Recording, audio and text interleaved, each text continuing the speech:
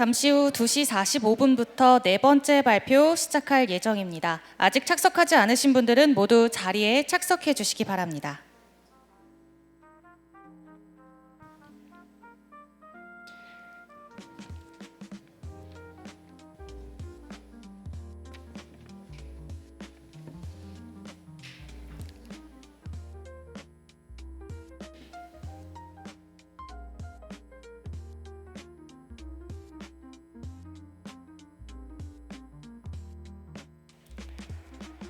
네, 잠시 후 2시 45분부터 네 번째 발표 진행될 예정입니다. 아직 착석하지 않으신 분들은 서둘러서 착석해 주시기 바랍니다.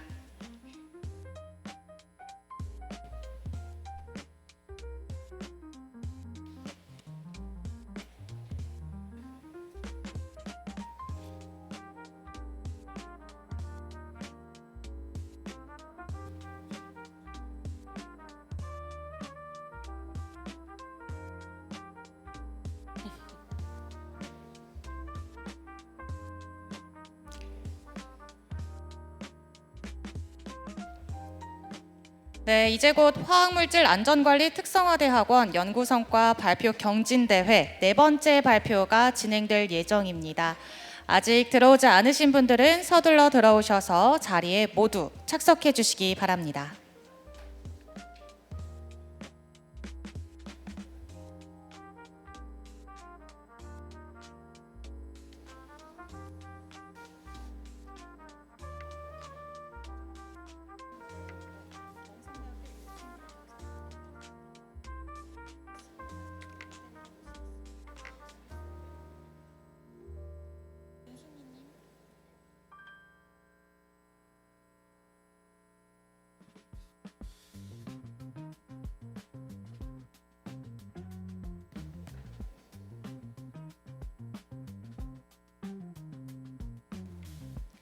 네, 그럼 발표 이어가도록 하겠습니다. 네 번째 발표입니다. 네 번째 발표자는 유의회성 평가관리 분야에 대한 기계학습을 활용한 유전 독성 예측 모델 연구로 경성대학교 윤승민 님의 발표 시작하도록 하겠습니다. 윤승민 님 무대 위로 모시겠습니다. 네, 동일하게 10분간 진행될 예정이고요. 종료 1분 전 차인벨 울릴 예정이니 시간 엄수 부탁드립니다. 시작하겠습니다. 네, 반갑습니다. 기계학습을 활용한 유전 독성 예측 모델 연구의 발표를 맡게 된 윤승민이라고 합니다. 목차는 다음과 같이 진행하도록 하겠습니다. 먼저 연구의 필요성과 목적은 크게 두 가지로 볼 수 있을 것 같습니다. 첫 번째로 CMR 물질의 중요성입니다. 다들 잘 아시고 계시겠지만 CMR 물질은 발암성, 돌연변이 원성, 생식 독성으로 화병법에서 중점 관리 물질로 분류되어 이제 관리를 하고 있습니다. 여기서 이제 유전 독성의 시험이 가지는 의미는 돌연변이 원성을 평가하기 위한 핵심 시험 중 하나로 이제 시간과 비용이 많이 드는 발암성의 주요 지표 중 하나입니다. 올해 1월 이제 화평법이 개정됨에 따라 이제 신규 화학 물질의 등록의 범위가 완화되었는데 이로써 신고 범위가 늘게 되었습니다. 원래 신고를 할 때에는 이제 화학 물질의 유해성 시험을 받고 있지 않는데 지금 화학물질 정책 포럼에서는 신규 화학물질 신고 시에도 만성 독성 스크리닝을 위해 에임즈 테스트와 같은 결과를 제출해야 된다라고 논의 중이라고 합니다. 두 번째는 동물 대체 시험법의 필요성입니다. 동물 대체 시험법은 전통적으로 이제 동물을 사용하여 화학물질의 유해성을 평가하였는데 윤리적인 문제나 이제 비용적인 문제 등으로 인하여 최근에는 동물 대체 시험법의 필요성이 대두가 되고 있습니다. 큐사와 같이 이제 컴퓨터를 사용한 이제 계산 독성을 활용하는 인실리콘은 최근에 AI의 발전에 따라 이제 유의성의 이제 그러니까 모델의 정확성이 크게 향상되었다는 논문들이나 보고들이 많이 발표되고 있습니다. 따라서 저는 이제 유전 독성의 모델을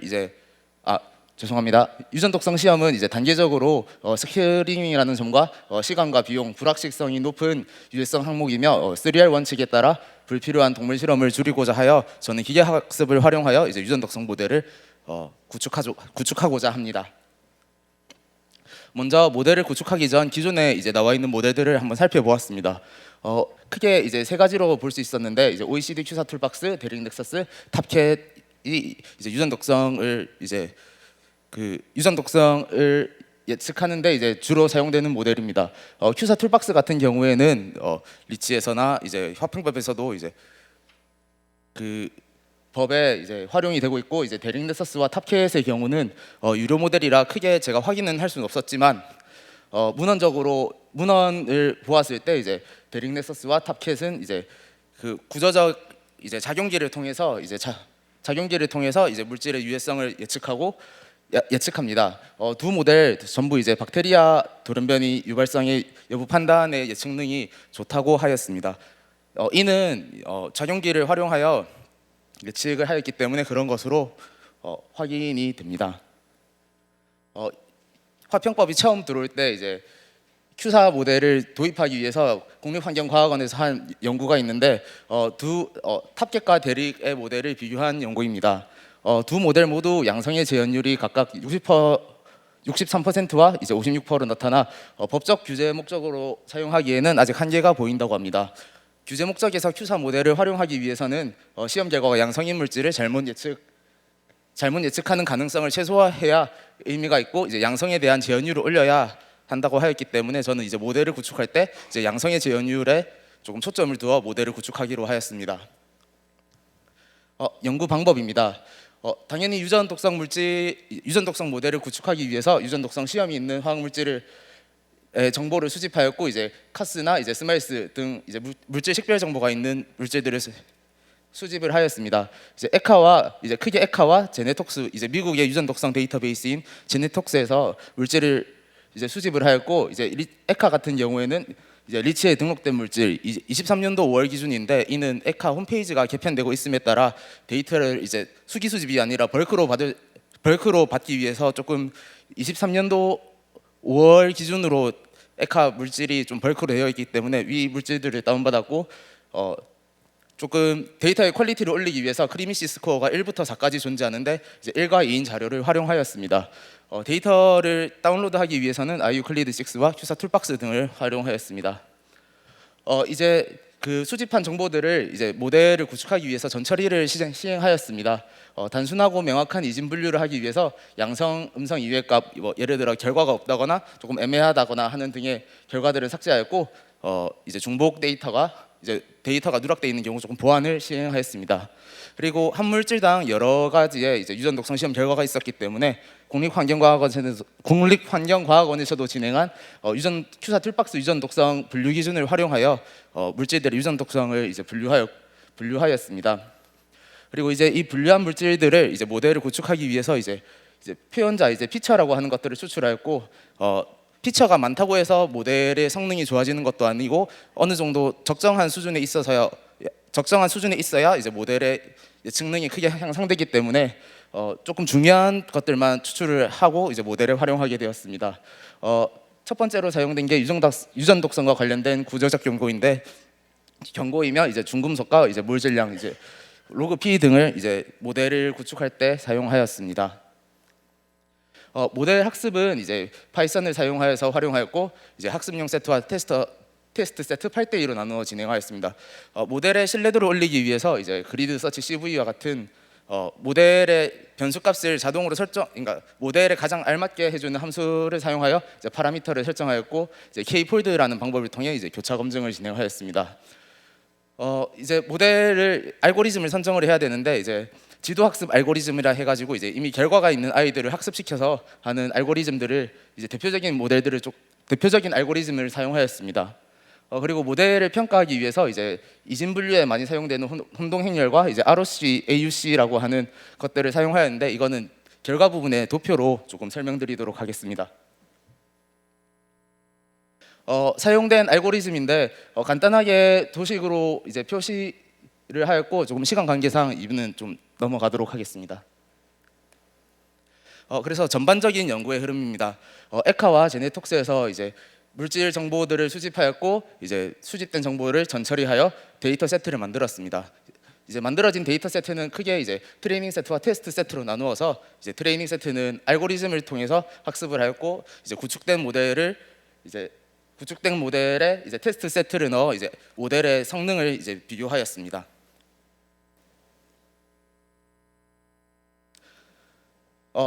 수집 결과입니다. 수집은 에카에서는 약 15,000종의 물질에 대해서 이제 6만 1,000건의 시험 결과가 수집되었고, 이제 제네톡스에서는 3,200종의 화학 물질과 5,800건의 시험 결과가 수집되었습니다. 에카와 제네톡스에서는 약 68개의 유전 독성법이 시험되었고, 아까 그 큐사 툴박스 유전 독성 분류에 따라서 세 가지로 나누어서 분류를 하였습니다. 전처리 결과 이제 기준이 명확하지 않은 시험법을 가진 결과들은 삭제하였고, 이제 총 중복 제거한 결과 이제 7,200종의 화학 물질에 대해서 양성 2,200여 개, 음성 4,900여 개의 결과가 할당되었습니다. 이 물질 이제 7,200여 종의 물질에 이제 유전 독성과 관련된 구조적 경고를 추출하였고, 이제 분자량, 이제 로그 P 등을 이제 수집하여 정규화를 진행하여 모델을 구축하였습니다. 모델 이제 학습된 결과입니다. 이렇게 보면 모델들끼리의 비교가 조금 어려워서 다시 표로 정리하였습니다. 6개의 학습 결과 모두 이제 음성의 결과는 양성의 예측률보다는 전반적으로 좋은 성능을 보였습니다. 보수적인 예측값을 도출하여야 하기 때문에 양성의 재현율 값이 중요하다고 판단을 하였고, 밑에 표에서 비교했을 때 이제 라이트 GBM이라는 알고리즘에서 가장 이제 양성의 재현율 리콜 값이 가장 높은 것을 확인하였습니다.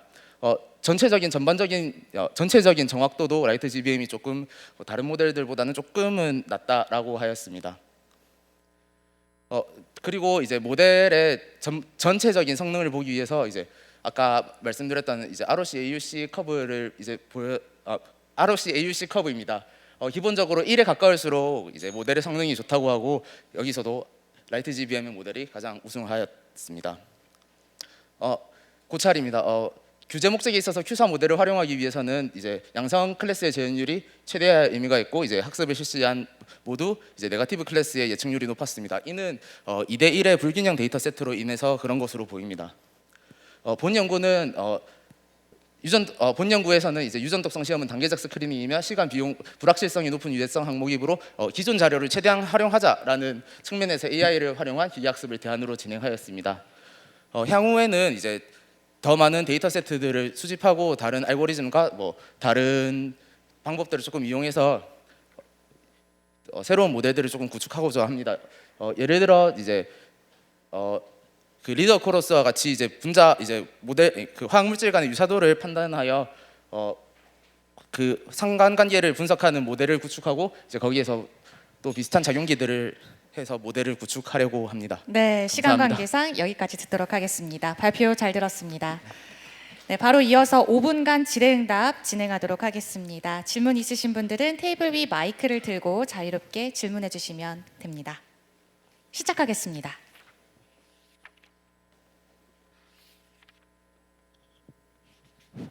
네, 로지스틱 결과의 경우에 컷오프 값은 어떻게 정하셨는지 궁금합니다. 커브 폭은 제가 정한 건 아니고, 처음에 모델을 구축할 당시에 제가 임의의 변수들을 두면 그 모델이 가장 정확성이 높은 그런 변수들의 조합이 나옵니다. 그 파라미터를 사용해서 제가 정했기 때문에 제가 정확하게 어떤 값이었다라고는 그 확인해야 할 수 있을 것 같습니다. 그 컴퓨터에서.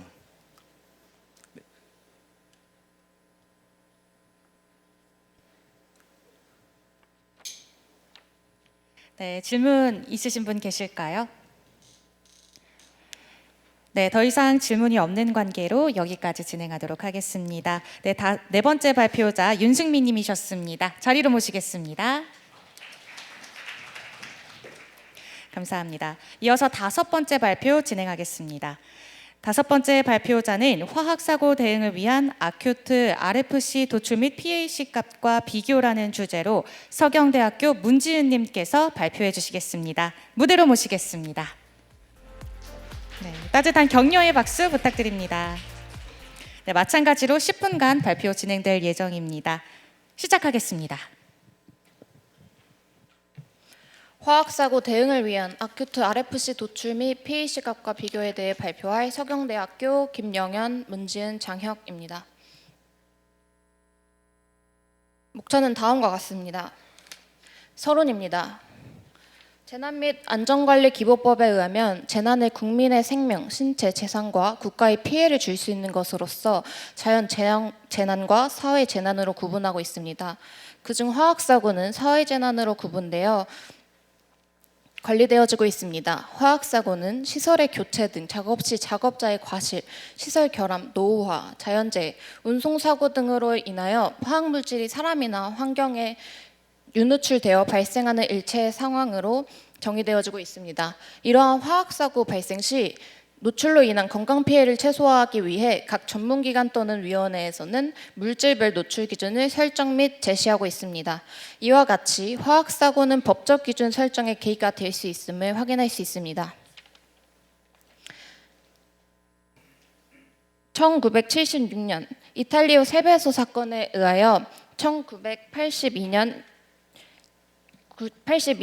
세베소 지침 법안이 제정이 되었으며 인도 보팔 사고에 의해 3,000명 정도의 인원이 사망한 사건에 의하여 1986년 미국 EPA의 응급계획 및 지역 알 권리 보장에 관련한 법이 제정되었습니다.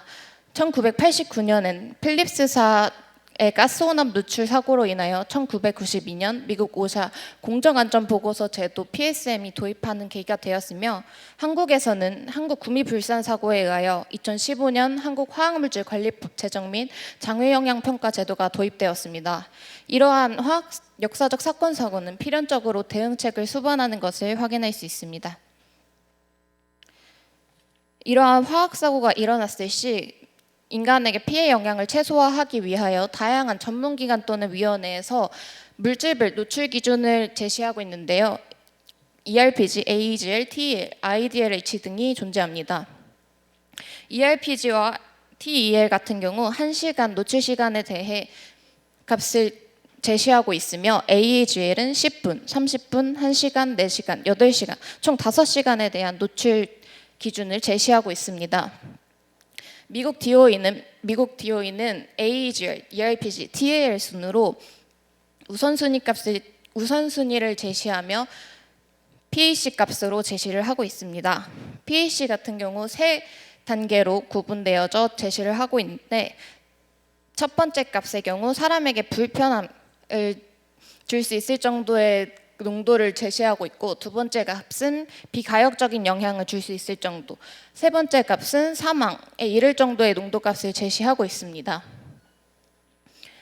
이처럼 화학사고가 발생 시 현장 오염도 측정 결과를 기반으로 앞에서 소개해드린 참고치와 대조 후 초동 대응과 대피 후 복귀를 결정하게 됩니다. 하지만 기존의 참고치는 특정 시간, 1시간 등 특정 시간만을 기준으로 설정하여 활용에 한계가 있는 실정입니다. 따라서 본 연구는 화학사고 이후 더 세분화된 노출 시간에 대한 급성 건강 영향 평가를 수행하기 위하여 아큐트 RFC 값을 산출하고 PAC 1값과 비교하여 활용 가능성에 대해 평가하였습니다. 다음 연구 방법입니다. 아큐트 RFC 값을 산출하기 위하여 대상 물질 선정 및 실험 연구를 선정하였습니다. 물질 선정 같은 경우 유럽 화학물질청 ECHA에서 신뢰성 1 또는 2의 급성실험 연구가 다수 존재하는 물질인 IPDI, 포스겐, 포스핀으로 선정을 하였습니다. 실험 연구 같은 경우 ECHA에서 제공하는 키스터디 중 정량적 독성 정보 선정 시 주요 기준에 의거하여 선정하였습니다. 이때 LC50 또는 노아엘 외 용량 기술자로 나타낸 연구는 제외하였습니다. 정량적 독성 정보 선정 시 주요 기준은 위에서 보시다시피 신뢰도 1 또는 2 실험 연구를 사용하였으며 GLP 여부, 실험 방법 및 조건 등에 대한 구체적 정보 또한 검토하였습니다. 노출 기간은 급성에 가까운 자료를 우선적으로 선정하였으며 역학 자료를 우선적으로 적용하고자 하였습니다. 하지만 역학 자료가 없을 시 사람과 종간 다양성이 적은 실험 자료를 채택하였습니다.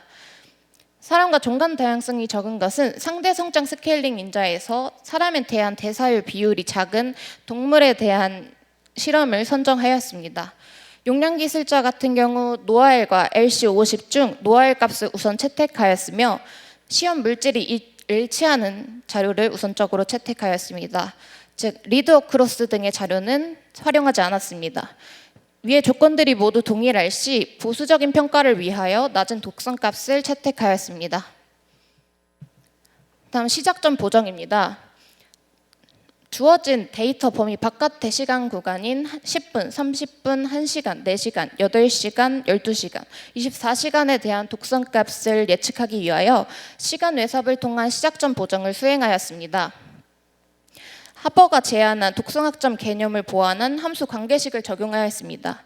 이 함수 관계식은 유해 물질의 노출 농도와 시간에 따른 독성학적 효과의 함수로 특정 시간 동안 특정 농도의 유해 물질에 노출된 경우 그 영향의 결과는 노출 농도와 시간에 의해 결정된다는 가정에 의한 함수 관계식입니다. 이때 n 같은 경우에는 에카의 지침서에서 권고하고 있는 값인 1과 3을 사용하였습니다. 1의 경우 짧은 노출 기간에서 긴 노출 기간으로 외삽할 때 사용하였으며 3의 경우 긴 노출 기간에서 짧은 노출 기간으로 외삽할 때 사용하였습니다. 즉 실험 노출 시간이 4시간이고 저가 구하고자 하는 노출 시간이 1시간일 경우 4시간에서 1시간, 즉 긴 노출 기간에서 짧은 노출 기간이기 때문에 n의 값은 3을 활용하였습니다. 다음 평가계수 적용입니다. 시작점 보정을 통해 도출한 값을 평가계수를 적용하여 아큐트 RFC 값을 산출하였습니다. 이때 적용한 평가계수 같은 경우 LC50에서 노아엘로의 외삽일 때 100을 사용하였고 종간 다양성, 사람과 동물 간의 차이를 보정하기 위해 2.5 값을 사용하였으며 종래 다양성, 일반인과 작업자의 차이를 보정하기 위해 10의 값을 사용하였습니다. 결과 및 고찰입니다.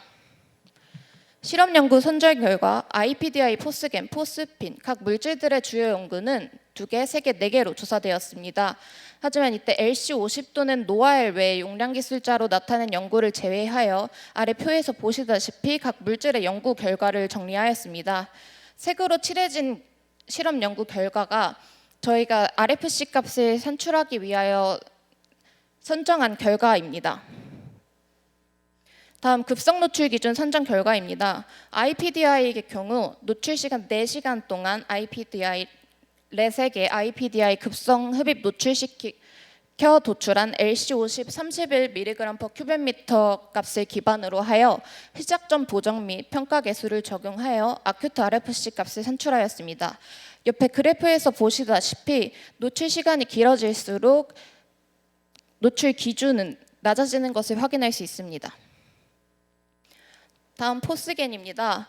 포스겐의 경우 4시간 동안 렛에게 급성 흡입 노출시켜 도출한 LC50 8.6mg/큐벤미터 값을 기반으로 하여 시작점 보정 및 평가 계수를 적용하여 아큐트 RFC 값을 산출하였습니다. 마찬가지로 노출 시간이 길어질수록 아큐트 RFC 값이 낮아지는 것을 확인할 수 있습니다. 마지막으로 포스핀입니다. 포스핀의 경우 마우스에게 4시간 동안 급성 흡입 노출시켜 노아엘 15.3mg/큐벤미터 값을 도출하였는데요. 이 값을 시작점 보정 및 평가 계수를 적용하여 다음 그래프와 같이 마찬가지로 노출 시간이 길어질수록 아큐트 RFC 값이 낮아지는 것을 확인할 수 있습니다. 화학사고의 경우 빨간색 그래프에 보시다시피 화학사고의 일회성의 단기적 사고로 다량의 고농도 유해 화학물질이 확산되고 지속적으로 농도가 감소하다가 환경 중 소멸하는 특징을 반영한 노출기준 참고치인 것을 확인할 수 있었으며 저희가 도출한 아큐트 RFC는 PAC1이 반영하지 못하는 다양한 시간대의 노출기준 참고치를 제공하는 것을 확인할 수 있습니다. 즉 아큐트 RFC는 단시간 및 장시간 노출 상황에 모두 대응할 수 있다는 의의가 있습니다. 산출한 아큐트 RFC 값을 PAC 1값과의 비교 수행하여 활용 가능성에 대하여 평가하였습니다. PAC 1값이 1시간 노출 기준이기 때문에 아큐트 RFC 값도 1시간 값과 비교를 수행하였습니다. 그 결과 IPDI는 팩 1값보다 9.1배 낮은 것으로 확인되었으며 포스겐은 20.1배, 포스핀은 1.27배 낮은 것으로 확인되었습니다. 이는 기존의 참고치와 비교하였을 때 아큐트 RFC에 다소 보수적 평가 계수가 적용된 것으로 사료되기에 향후 평가 계수에 대한 면밀한 재검토가 필요해 보입니다. 네, 시간 관계상 여기까지 듣도록 하겠습니다. 발표 잘 들었습니다. 네, 이어서 바로 5분간 질의응답 시간 가지도록 하겠습니다. 시작하겠습니다. 네, 질문 있으신 분들은 마이크 들고 자유롭게 질의해 주시면 됩니다. 결론 좀 보여주세요.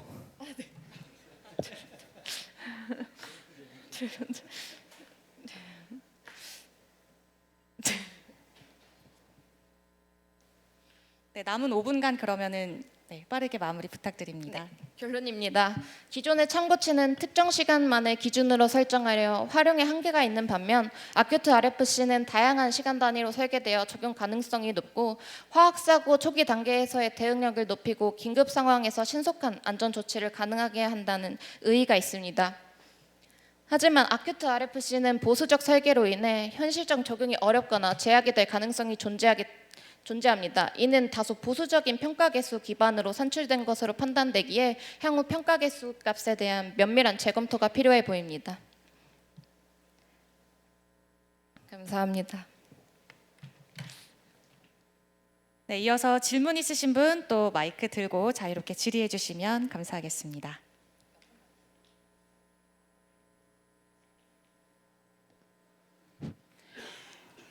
네, 질문이 있는데요. 그러면 이게 이제 새로운 메저먼트를 제안하는 거잖아요. 그렇죠? 기존의 방법 메저가 있는 거고, 그럼 얘를 참값하고 비교할 수 있는 방법은 없는 건가요? 노출 기준이라는 게 참값이라는 게 없다고 저는 생각이 돼서 최대한 참값에 가까운 값을 산출하는 것이기 때문에 다른 위원회나 국제기관에서 제시하는 값과의 비교를 통해서 참값에 가까운 값을 도출하는 게 최선이라고 생각합니다.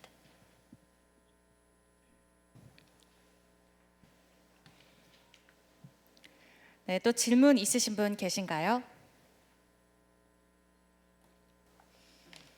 네, 더 이상 질문이 없는 관계로 여기까지 진행하도록 하겠습니다. 네, 지금까지 문지은님의 발표였습니다. 격려의 박수 부탁드립니다. 네, 이어서 6번째 발표 시작하겠습니다.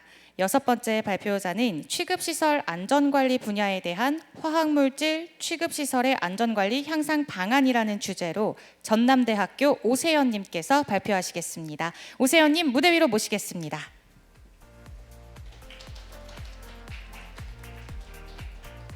네, 마찬가지로 발표 시간은 10분간 진행될 예정이고요. 네, 시간 엄수 부탁드립니다. 준비되셨으면 리모컨이 작동이 안 되나요? 네. 네, 준비되셨으면 시작하겠습니다. 네, 안녕하십니까. 저는 전남대학교 지금 화학공학과에 재학 중인 오세현이고 금일 발표할 내용은 화학물질 취급시설의 안전관리 향상 방안에 대해서 발표하도록 하겠습니다. 본 연구의 목차는 다음과 같습니다. 간단한 소개, 그리고 어떤 방식으로 연구를 하였는지, 그리고 CFD 시뮬레이션 이용하고 그 이후에 분석, 그리고 결과, 그리고 결론으로 진행하겠습니다. 첫 번째, 화학물질 취급하는 데 있어서 특히 인화성가스, 독성가스 많이 있지만 본 연구에서는 인화성가스를 초점을 맞춰서 연구를 진행했고요. 이렇게 인화성가스에 대해서 안전관리하는 방법은 오른쪽 그림과 같이 다양한 방법들이 있습니다. 하지만 본 연구에서는 이 방호벽을 어떤 방식으로 설치하면 인적, 물적 피해를 줄일 수 있을까에 대한 내용으로 연구를 시작하게 되었습니다. 물질 자체는 수소로 진행하였고 현재 지금 수소 자체는 다양한 산업군 그리고 지금 수소 연료 자동차 보급에 의해서 수소 충전소도 현재 많이 확충할 계획에 있습니다. 하지만 이 수소 같은 경우에는 낮은 점화 에너지 그리고 넓은 가연성 범위 그리고 점화 시에 폭발과 화재가 발생했을 때 큰 피해를 입힐 수 있습니다. 그에 맞춰서 수소 같은 경우에는 아래에 있는 이벤트 트리를 보시면 즉시 점화에 의한 제트 파이어가 발생할 수 있고 지연 점화에 의한 증기훈 폭발이 발생할 수 있습니다. 그래서 본 연구에서는 이러한 것들을 적용해서 연구를 진행하였습니다. 왼쪽에 보시는 그림은 다양한 수소 충전소에 있어서 방화와 방호를 위한 그런 연구들이고 이 연구에 있어서는 방화벽을 어떻게 설치하면 피해를 좀 줄일 수 있는지 그리고 방호벽도 마찬가지로 폭발에 의해서 어떻게 줄일 수 있는지 그리고 마지막에 보시는 그림 같은 경우에는 실질적으로 장애물들을 모두 다 고려할 수 있는 이런 3D CFD를 활용하여 정량적 위험성 평가를 하면 보다 과학적이다라는 내용입니다. 그래서 앞서 보여드린 이런 선행 연구들의 중점은 결국 3D CFD를 활용하여 위험성 평가를 진행한다면 보다 현실적으로 좀 접근이 가능하지 않을까라는 내용으로 주된 내용이었습니다. 그래서 본 연구에서는 실질적으로 수소 충전소에서 수소가 누출되었을 때 폭발이 발생하고 그에 의해서 폭발 과부를 어떻게 피해를 저감할 수 있는지, 그렇다면 화재가 발생한다라고 하면 복사열로부터 어떻게 피해를 줄일 수 있는지에 대한 내용으로 저는 이것을 차단벽이라고 명시하였고, 이 차단벽 같은 경우에는 실제 보호 대상, 저희가 있는 뭐 디스펜서 아니면 인명들이 있는 곳에서의 차단벽 설치를 통해 피해를 줄이고자 이것들을 최적화하는 연구였습니다. 연구 방법은 위에 보시는 것과 다음과 같습니다. 첫 번째, 사고 시나리오 및 이런 차단벽을 어떤 식으로 설정할 것인지에 대한 내용이고, 두 번째 같은 경우에는 차단벽을 설치를 하였을 때 CFD에 대한 결과, 그런 내용입니다. 그 다음에는 저희는 이제 차단벽에 대해 최적 설계를 하기 위해서 통계적 기법인 이제 반응 표면법, 그거에 맞춰서 이제 분산 분석을 수행하였고, 그 다음에 인공신경망, 이 머신러닝 기법을 이용해서 간단한 모델식을 제시하였습니다. 그래서 이 모델식을 통해서는 저희가 최종적으로 얻고자 하는 최적 조건을 도출할 수 있고, 마지막으로 실제 수소 충전소에서 사용하고 있는 이런 차단벽을 구조적인 해석을 함으로써 실제 이 차단벽이 효과가 건질 수 있느냐, 이런 것들을 평가하였습니다. 네, 첫 번째는 샌디아고 리포트라 그래서 여기서 이제 수소 충전소에서 발생할 수 있는 사고 시나리오들이 많이 있고, 그때 누출공 같은 경우에는 저는 배관의 완전 파일 기준인 가장 큰 누출공을 사용하였습니다. 그리고 아래 보시는 것 같은 경우는 이제 대기적인 환경 조건으로서 코사 가이드에서 제시하고 있는 최악의 사고 시나리오를 활용하였습니다. 이 차단벽 같은 경우에는 많은 선행 연구들이 존재합니다. 어떻게 하면 이 차단벽을 잘 설치할 수 있을지에 대한 내용들을 많이 분석했고, 이거에 맞춰서 법령적인 분석도 진행하였습니다. 그에 맞춰서 진행하였을 때 첫 번째, 이격 거리라고 해서 실질적으로 사고가 발생할 수 있는 시설과 이 차단벽이 얼마나 이격 거리가 떨어져 있어야 되느냐라는 거리로 빨간 글씨로 해놓은 것처럼 한 3에서 6m 정도는 떨어져 있어야 된다라는 내용이고, 높이 같은 경우에는 2m 이상, 그리고 폭 같은 경우에는 실질적으로 많은 선행 연구들에서 이것들을 많이 고려하고 있지는 않습니다. 이게 일반적으로 저희가 아시는 것처럼 크면 클수록 좋고 이런 내용들이기 때문에 굳이 이런 것들을 많이 포함하지 않았는데, 본 연구에서는 그냥 6에서 18m 정도로 정하고 연구하였습니다. 그래서 저희가 원하는 것은 폭발로서 그리고 화재로서 피해를 저감하는 거기 때문에 이 두 가지 요건을 맞추기 위해서는 두 가지가 비슷한 피해에 영향을 준다라는 기준이 있어야 합니다. 그렇기 때문에 본 연구에서는 프로빗 함수를 이용하였고, 그거에 맞춰서 부상 확률들을 계산하였을 때 두 개가 비슷한 확률인 것을 알 수 있습니다. 그에 따라서 폭발 과압은 7kPa로 정하였고, 복사열 같은 경우는 3kW/m3으로 정하였습니다. 앞서 CFD를 돌리기 위해서는 이 CFD가 맞는지에 대한 검증들이 많이 필요합니다. 그렇기 때문에 이 수소 충전소 같은 경우에는 사실 실험이 저희가 직접적으로 하기에는 굉장히 불가능한 조건이기 때문에 앞선 선행 연구들 중에 실제 수소를 누출시키고 누출에 의한 증기호 폭발까지 한 연구들을 토대로 그거에 맞춰서 저의 CFD 시뮬레이션에 대한 검증을 진행하였고, 이 제트파이어 같은 경우에는 실제 저희가 원하는 700바 이상에서의 제트파이어 자체는 거의 없습니다. 그렇기 때문에 저희가 아는 일반적인 이론식을 기준으로 저희가 이 시뮬레이션이 잘 이루어졌는지를 평가하고 시뮬레이션 진행하였습니다. 말씀드린 것처럼 VC이기 때문에 증기훈 폭발이기 때문에 첫 번째, 증기가 확산되는 걸 먼저 시뮬레이션하고, 그에 맞춰서 저희가 점화 위치를 선정하고 증기훈 폭발을 시킵니다. 그리고 제트파이어 같은 경우는 이제 즉시 점화로서 저희가 일반적으로 그냥 제트파이어 시키고, 이 벽 뒤에서 결과적으로 저희가 원하는 복사열이나 폭발 과학은 이 벽 뒤에서 얼마나 영향을 미치느냐라는 수치를 가지고 활용하였습니다. 증기훈 폭발 같은 경우에는 이 증기가 얼마나 쌓였는지에 따라서 굉장히 폭발 과압이 상이합니다. 그렇기 때문에 본 연구에서는 이 증기훈이 가장 많이 쌓였을 때를 기준으로 점화 시간, 점화 위치 등을 다 잡았고, 그에 따른 결과는 표와 같습니다. 그래서 여기서 말하는 BP라는 것은 벽 뒤에서 폭발 과압이 어느 정도 미치느냐에 대한 값이고, 이 BP를 가지고 분석을 하였을 때 칸투어 형태와 같이 가까운 곳에서는 큰 효과가 없습니다. 여기 보시면 이 앞쪽에서 단들에서는 큰 의미가 없고, 뒤로 가면 갑자기 커지는 걸 알 수 있는데, 여기서 알 수 있는 것은 너무 멀리 저희가 원하는 조건의 이 방호벽, 이 차단벽을 설치하였을 때 큰 효과가 없음을 알 수 있습니다. 그렇기 때문에 여기 보시는 것처럼 초기 조건을 어느 정도 설정할 수 있습니다.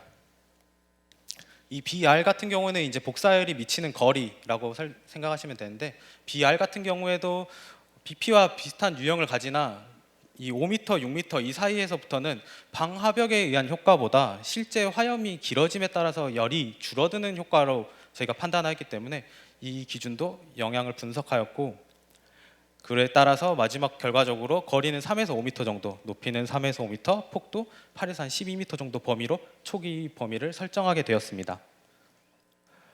그랬을 때 저희는 이제 통계적 기법을 좀 활용하면서 인공신경망적인 그런 것들을 사용하기 위해서 저희는 풀팩토리얼, 그래서 완전 요인 설계를 하게 되었고, 그에 맞춘 설계에는 테이블은 오른쪽과 같습니다. 그랬을 때 저희가 시뮬레이션 직접적으로 돌렸을 때 BP와 BR 값들은 오른쪽과 같이 정리되고, 이것들을 뒤에 이어서 분석하였습니다. 분석한 결과 보시는 이제 19번 같은 경우에는 지금 저희가 매트릭스 형태로 나타내서 굉장히 복잡해 보이지만, 실질적으로는 2차 회귀 방정식이라고 해서 그냥 2차 식이라고 생각하시면 됩니다. 실상 저희가 원하는 숫자들을 간단하게 집어넣으면 저희가 원하는 시뮬레이션 결과값들을 예측할 수 있다라는 내용이고, 저희가 아노바라고 해서 이제 통계적 분산 분석을 이렇게 진행하게 되면 실질적으로 어떤 요인이 정말 결과를 미치는 데 있어서 어떤 요인이 중요한지, 그리고 이 모델식이 잘 맞는지 이런 것들도 확인할 수 있습니다. 그리고 그 데이터들을 실질적으로 이용해서 저희가 이제 머신러닝인 이 ANN, 인공신경망을 이용하였고, 이 인공신경망에서도 똑같이 저희가 모델식을 얻을 수가 있습니다. 이 모델식 자체도 저희가 어떠한 숫자들을 집어넣으면 저희가 원하는 결과값들이 나오는 이런 인공신경망 기법을 활용하였습니다. 그래서 이렇게 저희가 제시하고 있는 RSM, 저희가 통계적 방법과 인공신경망적인 방법을 이용해서 모델식을 제시했을 때 이것들이 얼마나 잘 맞는지를 확인할 수 있는 방법들이고, 그걸 직접적으로 확인하였고 저희가 최적화하였을 때 아래와 같은 결과를 얻을 수 있습니다. 그리고 오차율 자체도 적어서 이런 시뮬레이션 기법으로도 예측이 가능하다, 이런 것은 내용입니다. 그리고 마지막은 저희가 최적화한 결과에 대해서 증기훈 폭발이 직접 일어났을 때 코샤 가이드에서 제시하고 있는 이런 방호벽 설치 기준에 맞게 설계하면 안전하느냐, 방호벽이 안전하느냐에 대한 내용이고, 실질적으로 저희가 압축 강도가 35메가파스칼 정도인 콘크리트를 기준으로 시뮬레이션 수행하였을 때 크게 문제는 없는 수준이다라는 내용으로 연구를 마치겠습니다. 감사합니다. 네, 발표 잘 들었습니다. 감사합니다. 네, 이어서 질의응답 5분간 바로 진행하겠습니다. 질문 있으신 분은 마이크 들고 자유롭게 질문해 주시면 됩니다.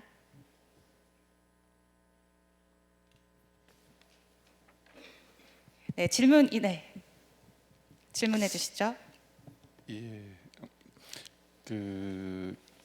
결과 설명해 주실 때 18페이지죠.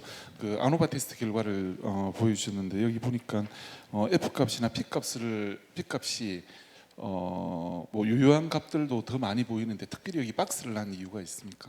이 값들이 어떤 의미를 가지는지. 이 내용 말씀하시는 거 맞으실까요? P-밸류 같은 경우 저희가 통계적으로 봤을 때 이게 저희가 예측하는 범위 내에 이해가 있을 수 있느냐라는 값들인데, 이 P-밸류가 굉장히 작다란 말은 저희가 통상적으로 아는 저희가 이 모델식 가지고 예측이 전부 다 가능하다라는 그런 수치적인 내용이고, 네, 그 내용입니다.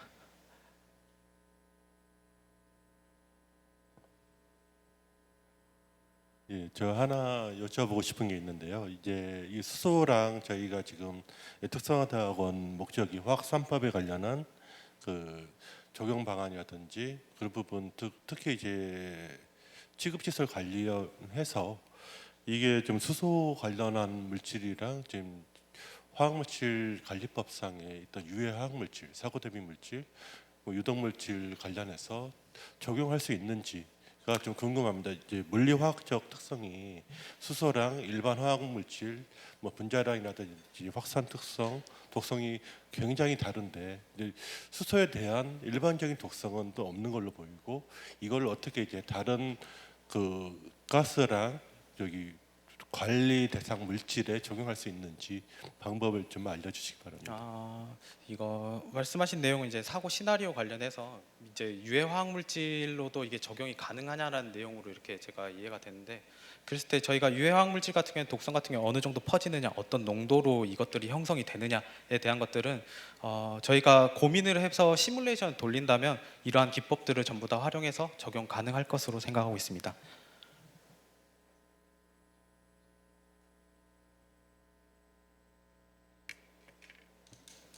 네, 답변이 모두 되셨을까요?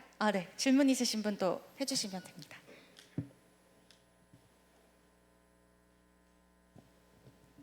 네, 질문 더 이상 없으신가요? 네, 알겠습니다. 네, 더 이상 질문이 없는 관계로 여기까지 진행하도록 하겠습니다. 네, 6번째 발표자 오세현 님이었습니다. 자리로 돌아가 주시기 바랍니다. 네, 드디어 마지막 발표팀입니다. 첫 팀은 처음이라서 떨리고 마지막 팀은 또 오랜 시간 기다리느라고 더 떨릴 텐데요.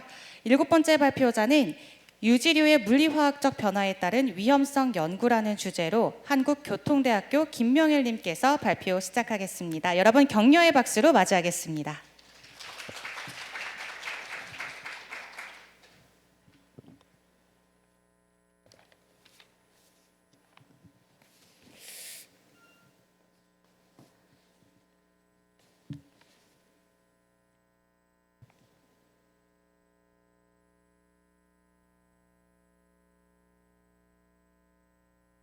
네, 김명일님 준비되셨으면 시작하겠습니다. 안녕하세요. 한국교통대학교 안전공학과 박사과정의 김명일입니다. 오늘 저희 연구팀은 유지류의 물리화학적 변화에 따른 위험성 연구라는 주제로서 식용 유지류의 일종인 팜유의 열분해 및 발화 특성을 중심으로 발표를 진행하도록 하겠습니다. 먼저 연구 배경부터 말씀드리겠습니다. 세계적으로 코로나 팬데믹 이후 가정식, 간편식 소비가 크게 증가하며 이에 따라서 식용유의 사용도 함께 늘어나고 있습니다. 특히 팜유는 가격이 저렴하고 열 안정성이 높아 전 세계적으로 제일 많은 비중을 차지하고 있는데요. 국내에서도 지속적으로 사용 비중이 증가하고 있습니다. 문제는 소방청 통계에 따르면 최근 5년간 식용유 관련 화재가 매년 500에서 600건씩 발생하고 있다는 점입니다. 특히 고온 사용과 재사용으로 인해서 최근 팜유의 화재 위험성이 증가하고 있습니다. 그러나 선행 연구 조사 결과 기존 연구는 대부분이 식용유의 품질 관리나 식품 개발에 초점이 맞춰져 있었습니다. 따라서 우리는 팜유의 화재 위험성과 사용 과정의 상가 변화에 따른 물리화학적 특성의 변화에 대한 상관성 분석을 통하여 화재 예방에 실질적인 도움을 줄 수 있는 정보를 제공하고자 했습니다. 다음 보실 동영상은 올해 1월 경북 문경의 한 육가공 공장에서 발생한 팜유 화재 폭발 사고 뉴스입니다. 이 사고를 통하여 팜유 화재 폭발 사고의 위험성에 대해서 다시 한번 새롭게 인식하게 되었습니다. 함께 보시죠.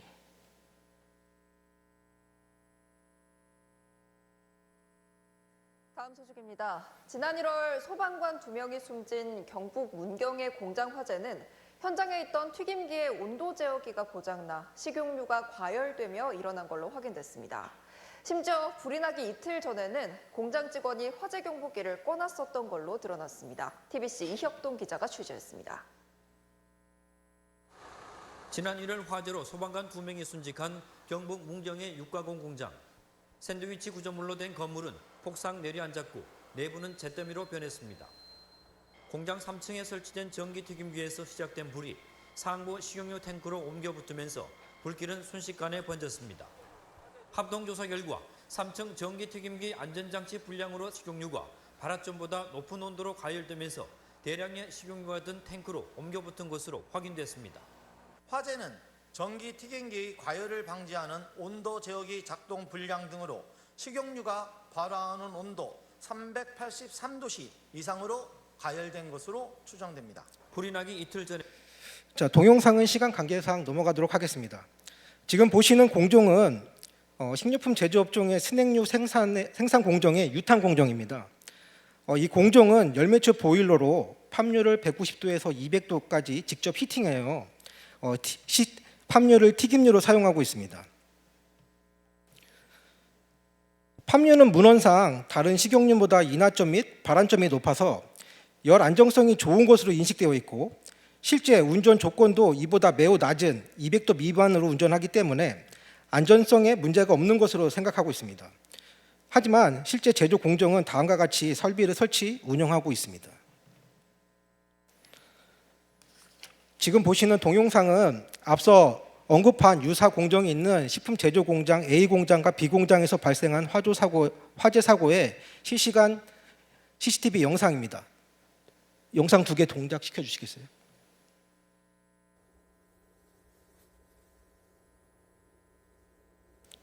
옆에 것도 같이 부탁드립니다.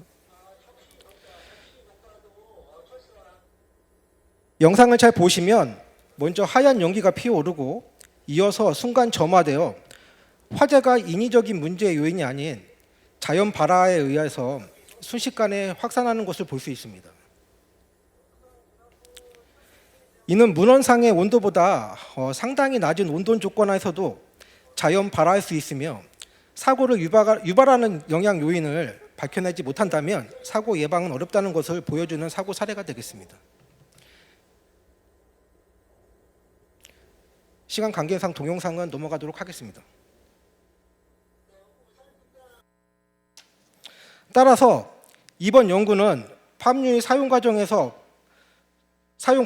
문제가 화재에 영향을 미치는 것으로 추정이 되어 상가의 변화에 따른 팜유의 물리화학적 발화 특성과 열 분석 특성을 확인하기 위해서 A 공장에서의 사용 기간에 따른 신유와 사용류 3종과 B 공장에서의 사용류 1종 등 총 4종의 샘플 시료를 준비하였습니다. 지금 보시는 사진은 실제 유탄기에서 팜유 시료를 채취하는 모습으로 시료 채취 후에 팜유의 물리화학적 특성 영향을 판단하기 위해서 상가 측정을 실시하였습니다. 상가란 유지 1g이 포함된 유리 지방산을 중화하는 데 필요한 수산화 칼륨의 밀리그램 수를 의미하는데 상가가 높을수록 유지에 포함된 유리 지방산의 함량이 많음을 나타냅니다. 이는 산패나 품질 저하의 정도를 확인할 수 있는 지표가 되겠습니다.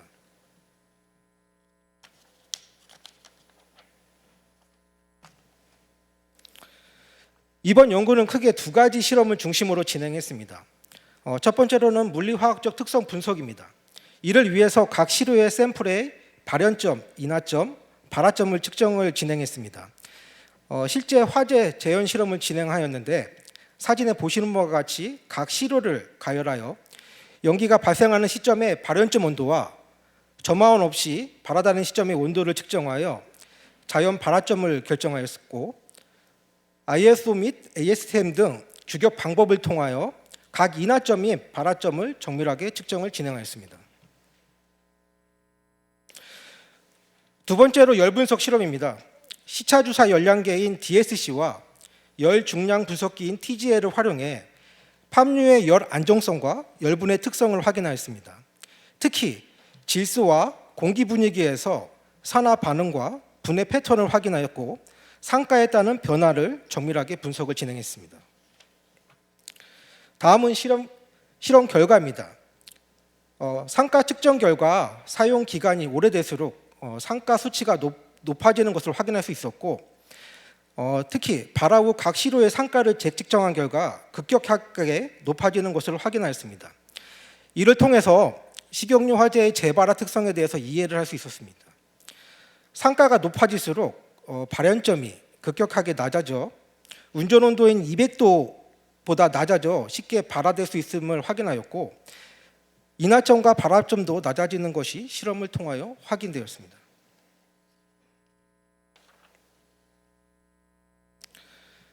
다음은 DSC 결과입니다. 팜유는 상온 40도 미만에서는 형상이 고체인 특징이 있는데 공기 및 질소 분위기에서 모두 40도 미만에서는 흡열 반응이 나타났고 질소 분위기에서는 400도 이상에서 흡열 반응만 나타나고 발열 반응이 없는 것으로 다른 식용유보다 열 안정성이 높다는 것을 확인할 수 있었습니다. 공기 분위기에서 200도 이상에서는 발열 반응이 나타나고 200도 이상에서는 최고 발열 피크가 발생하는 것을 실험을 통해서 확인할 수가 있었습니다. 상가가 높은 시료일수록 발열 반응 온도가 낮아지고 이를 통해서 열 안정성이 낮아진다는 것을 실험 결과를 통해서 확인할 수 있었습니다. 다음은 TGA 실험 결과입니다.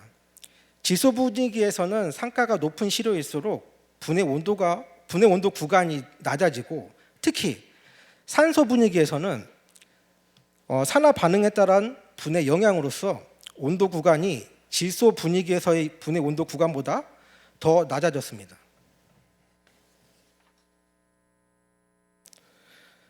다음은 종합 분석한 결과입니다. 공기 분위기에서의 DSC 열 분석도에 앞선 공기 분위기에서의 TGA 열분해 구간을 적색 박스로 표시하고 각 발현점, 인하점, 발화점 측정 결과를 마칭한 결과 DSC 1차 피크점에는 발현점, 2차 피크점에서는 인하점, 3차 피크점에서는 발화점이 형성된 결과를 확인할 수 있었고 또한 각 시류별 상가가 높을수록 발현점, 인하점, 발화점, 발열 피크, 열분해 온도 구간이 낮아진다는 결과를 확인할 수 있어 단순히 인하점, 발화점만으로 온도 조건을 결정하는 경우 열 분해에 따른 발화를 통제하기 어렵기 때문에 열 분해가 쉽게 일어나지 않는 조건과 방안이 마련되어야 된다는 함을 연구를 통해 인지되었습니다. 실험 결과를 간단히 요약하면 첫째, 상가 변화와 열적 특성의 상관관계입니다. 열 분석 결과 상가가 높은 팜유일수록 열분해 온도가 낮아졌고 열 안정성도 크게 감소했습니다.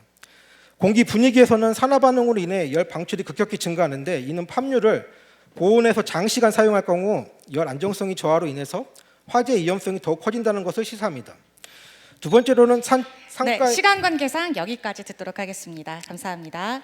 바로 이어서 5분간 질의응답 진행하겠습니다. 질문 있으신 분은 자유롭게 마이크 들고 질문해 주시면 됩니다. 다 못 들어서 좀 아쉽긴 한데요. 상가가 진행되면은 뭐 TGA 값이라든지 그다음에 발현, 발화 이런 것들이 다 좀 위험성이 높아지잖아요. 예. 네. 네. 그게 왜 그럴까요? 그 카르복실기하고 뭐하고 뭐 작용 관계가 뭐가 밝혀진 게 있나요? 예. 그 유지류의 특징이 그 지방산으로 구성이 되어 있는데요. 열 분해가 돼서 온도가 분해게 되면 그 연결고리가 깨지면서 포화지방과 불포화지방산이 더 늘어납니다. 그래서 자유지방산이 늘어남에 따라서 그 상가 수치가 높이는 영향을 미치고 있습니다. 그렇기 때문에 상가 수치가 높아짐에 따라서 저희는 근본 실험 결과를 통해서 이 상가가 얼마의 그 발화 위험성을 높이는 것에 대한 실험을 통해서 그 영향성을 근본 실험 연구를 통해서 확인을 실시를 하였습니다. 화학적인 메커니즘이 나 상당히 궁금해서. 제가 방금 발표를 다 못 맞춰서 저희 연구의 근본 연구의 제한 및 보완 사항으로 저희가 차기 연구에서는 열 분해 시에 발생되는 가스 성분이 열 분해 시에 나오는 가스 성분이 어떤 성분인지에 대해서 추가적으로 연구를 진행할 계획을 가지고 있습니다. 지금 문헌상으로는 아크릴레이라는 물질이 그 분해서 가스 성분으로 나오는데 과연 어느 정도의 가스 성분 다른 인화성 및 독성 가스가 열 분해 시 발생되는지 여부는 추가로 연구를 진행해서 확인할 예정입니다.